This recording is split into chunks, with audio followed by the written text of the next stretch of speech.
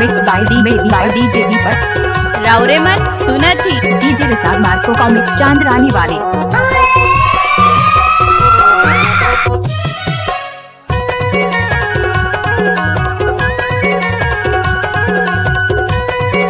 Mix बार पक्की सड़क मारेंगे झमक के देखे पलट के जाने वाले टोरी बोले नमस्ते हाय जाने वाले भाई जाने वाले टोरी जाने वाले भाई जाने वाले टोरी जाने वाले पक्की सड़क मारेंगे झमक के देखे पलट के जाने वाले टोरी बोले नमस्ते जाने वाले हाय पक्की सड़क मारेंगे झमक के देखे पलट के जाने वाले टूर बोले नमस्ते जाने वाले हाय रे। किसी भी गाना को मिक्स करना दीपक श्याम का बाया हाथ नाट्य है। नाचुरी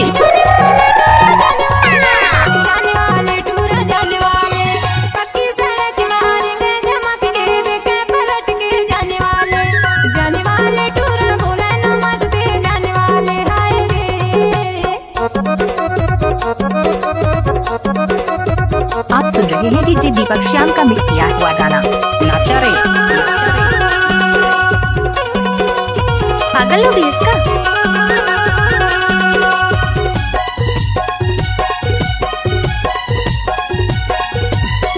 नवा ते हसड़ी परे नवा ते हसड़ी परे नवा ते हफे सर बना तस जाने वाले टूरी बोले नमस्ते जाने वाले डीजे दीपक सड़क मारेंगे झमक के देखे पलट के जाने वाले टूरी डीजे बोले नमस्ते जाने वाले हाय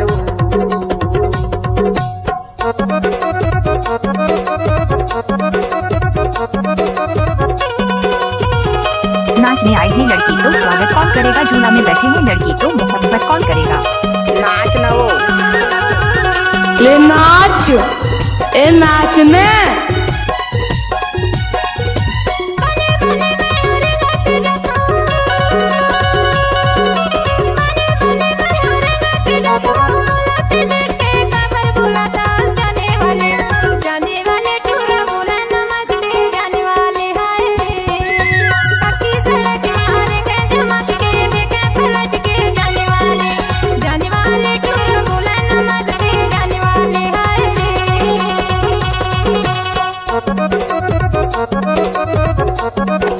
डीजे का बात बोलने से नहीं बजाने से होता है। डीजे दीपक श्याम का वाली और टोला वाले।